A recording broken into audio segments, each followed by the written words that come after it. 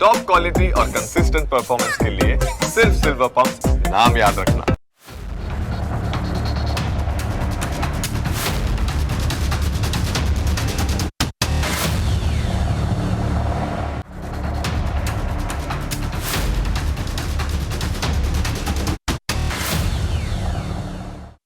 ઈરાનના યુદ્ધમાં Saudi Arabia અને યુએ જેવા આખાતી દેશો વગર કારણે પોસાઈ રહ્યા છે. ઈરાન અત્યારે આ દેશોને ટાર્ગેટ કરી રહ્યું છે, એમના પર મિસાઇલ્સ અને ડ્રોન છોડી રહ્યું છે.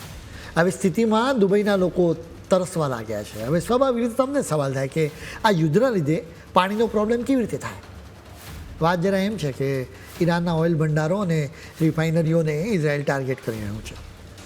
જેના બદલામાં ઈરાન અખાતી દેશોના ડિસેલિનેશન પ્લાન્ટ પર હુમલા કરે છે. અખાતી દેશો માટે આ પ્લાન્ટ્સ ખૂબ જ જરૂરી છે. અખાતી દેશોમાં ક્રૂડ ઓઇલ તો ભરપૂર છે, પરંતુ પીવાનું પાણી પૂરતું નથી. એટલે તેઓ પીવાના પાણી માટે ડિસેલિનેશન પ્લાન્ટ્સ પર જ નભતા હોય છે. ડિસેલિનેશન પ્લાન્ટ એટલે દરિયાના ખારા પાણીને પીવાલાયક મીઠું બનાવવાની એક અદ્ભુત કેન્દ્ર. આ પ્રક્રિયામાં ખાસ ટેકનોલોજીનો ઉપયોગ કરીને પાણીમાંથી ખારાશ અને બીજની અશુદ્ધિઓને સાવ દૂર કરવામાં આવે. ટૂંકમાં કહીએ તો આ પ્લાન્ટ્સ દરિયાના અખૂટ ખારા પાણીને શુદ્ધ કરીને આપણા સુધી મીઠું અને ચોખ્ખું પાણી પહોંચાડે છે. બહેરીને રવિવારે દાવો કર્યો હતો કે ઈરાને તેમના દેશના વોટર ડિસેલિનેશન પ્લાન્ટ પર ડ્રોનથી હુમલો કર્યો છે. બહેરીનના ગૃહ મંત્રાલયે સ્પષ્ટ કર્યું છે કે આ હુમલામાં પ્લાન્ટને નુકસાન તો થયું છે, પરંતુ પાણીના સપ્લાયમાં કોઈ અડચણ આવી નથી. રસપ્રદ વાત એ છે કે આ ઘટનાના બરાબર એક દિવસ પહેલાં જ ઈરાને અમેરિકા પર ગંભીર આરોપ લગાવ્યો હતો. ઈરાનનું કહેવું હતું કે અમેરિકાએ દક્ષિણ ઈરાનના કેશમ આઇલેન્ડ પર આવેલા મીઠા પાણીના પ્લાન્ટ પર હુમલો કર્યો હતો. અમેરિકાએ તો કહ્યું કે અમે તો આ હુમલો કર્યો જ નથી. હવે આ યુદ્ધનું કાર્યક્ષેત્ર વધ્યું. ક્રૂડ ઓઇલ અને નેચરલ ગેસના સપ્લાય માટે હોર્મુઝની સામુદ્રધુનીનો રૂટ અગત્યનો છે. ઈરાને વિચાર્યું હતું કે આ રૂટ જો બ્લોક કરી દેવામાં આવે એટલે દુનિયા ઘૂંટણીએ પડી જશે. એમ ન થયું જોકે, બલકે હવે તો અમેરિકા અને ઇઝરાયલ વધારે આક્રમકતાથી ઈરાન પર ત્રાટકી રહ્યા છે. એટલે ઈરાને વિચાર્યું કે હવે કંઈક નવું તો કરવું પડશે. એટલે એમણે યુએઈ અને સાઉદી અરેબિયા દેશોની હાલત ખરાબ થાય એવા કામ કર્યા.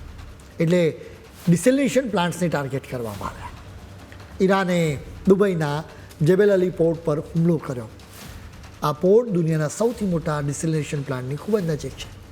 એટલું જ નહીં, પરંતુ યુએઈના ફુજેરા પાવર એન્ડ વોટર કોમ્પ્લેક્સ અને કુવૈતના દોહા વેસ્ટ ડિસેલિનેશન પ્લાન્ટને પણ ટાર્ગેટ કરવામાં આવ્યા.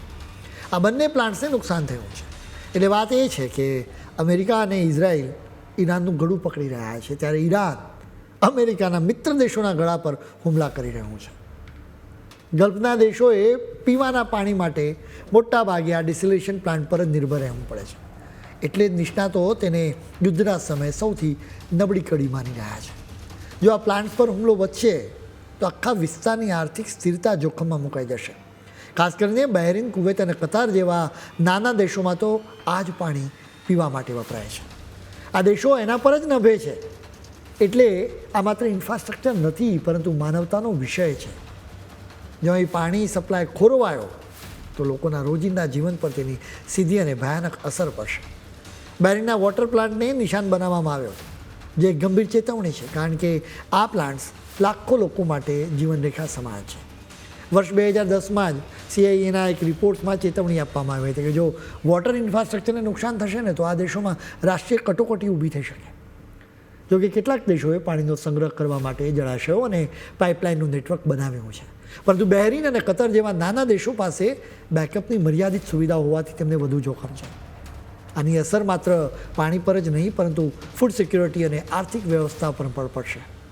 અત્યારે જે રીતે તેલ અને શિપિંગના બદલે પાણીના સ્ત્રોતને નિશાન બનાવવામાં આવી રહ્યા છે, તેના પરથી સ્પષ્ટ જણાય છે કે હવે આ લડાઈ વધુ ખતરનાક વળાંક લેશે અને પાયાની જરૂરિયાતો પણ આ યુદ્ધનો હિસ્સો બની જશે. ઈરાન યુદ્ધના લીધે આ આખાતી દેશોને માત્ર પીવાના પાણીની સમસ્યા નથી, બલકે ખાવાની પણ સમસ્યા ઊભી થઈ છે. આ દેશોમાં ખેતી જેવું તો કંઈ છે જ નહીં. આ લોકો તો ભારત જેવા દેશોમાંથી શાકભાજી અને ફળો જેવી વસ્તુઓ મંગાવે છે. અત્યાર સુધી દરિયાઈ રૂટથી જ આ ચીજ વસ્તુઓ ત્યાં પહોંચી છે.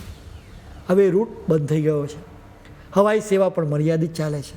આવી સ્થિતિમાં ખાવા પીવાની ચીજ વસ્તુની અછત ન સર્જાય તે માટે યુએઈએ અત્યારથી જ કમર કસી છે. સુપરમાર્કેટમાં ફળો અને શાકભાજી ખૂટી ન પડે એ માટે ખાસ કાર્ગો ફ્લાઇટ દ્વારા વસ્તુઓ મંગાવવામાં આવી રહી છે. રિટેલર્સ જ વિદેશી બજારોમાંથી સીધો માલ મંગાવી રહ્યા છે, જેથી સામાન્ય લોકોને કોઈ તકલીફ ન પડે. 7મી માર્ચે એતિહાદ એરવેઝના એક વિશેષ વિમાન દ્વારા ભારતમાંથી અબુધાબીમાં ફળો અને શાકભાજીના 12,000 જેટલા પેકેટ્સ પહોંચાડવામાં આવ્યા. અંદાજે 80,000 કિલો જેટલી આ સામગ્રી લુલુ ગ્રુપ ઇન્ટરનેશનલ દ્વારા મંગાવવામાં આવી, જે હવે આખા દેશના સ્ટોર્સમાં મોકલવામાં આવશે. યુએઈના રિટેલર્સ અત્યારે આંતરરાષ્ટ્રીય સપ્લાયર્સ પાસેથી સતત માલ મંગાવી રહ્યા છે, જેના કારણે આગામી દિવસોમાં હજુ પણ વધુ કાર્ગો ફ્લાઇટ્સ આવે તેવી પૂરેપૂરી સંભાવનાઓ છે. મુંબઈ, બેંગલુરુ અને મેલબર્ન જેવા શહેરોમાંથી ખાસ શિપમેન્ટની વ્યવસ્થા કરવામાં આવી છે. ભારત અને ઓસ્ટ્રેલિયાના ખેતરોથી ફળો અને શાકભાજી દુબઈ અને દોહાના સુપરમાર્કેટ્સના શેલ્ફ સુધી પહોંચી રહી છે, જેના માટે આ તાજા ફળ અને શાકભાજી હજારો કિલોમીટરની મુસાફરી કરે છે. અત્યારે રિટેલર્સ માટે સૌથી મોટી પ્રાથમિકતા એ જ છે કે ગમે તેવા સંજોગોમાં દેશમાં તાજો સામાન આવતો રહેવો જોઈએ, ભલે ગ્લોબલ એવિએશન રૂટ્સ પર ગમે તેટલી ઉથલપાથલ કેમ ન મચતી હોય, પરંતુ સામાન્ય નાગરિકો પહેલાંની જેમ જ આરામથી ખરીદી શકે તે માટે લુલુ જેવી કંપનીઓ એરલિફ્ટ દ્વારા તાજો માલ પહોંચાડીને બજારનું ધબકતું રાખી રહી છે.